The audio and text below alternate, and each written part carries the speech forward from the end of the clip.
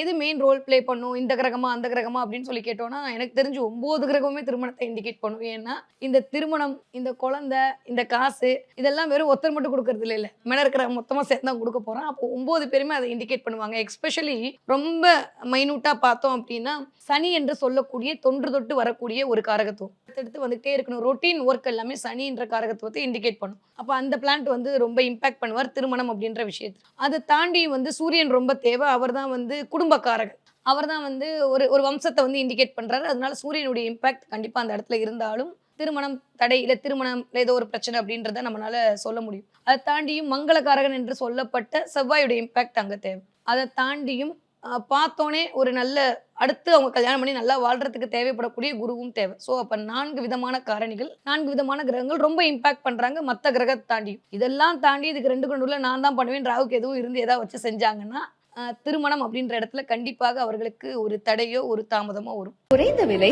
நிறைந்த தரம். தங்கள் தேவைகள் அனைத்தும் ஒரே இடத்தில். ஜெயச்சந்திரன்.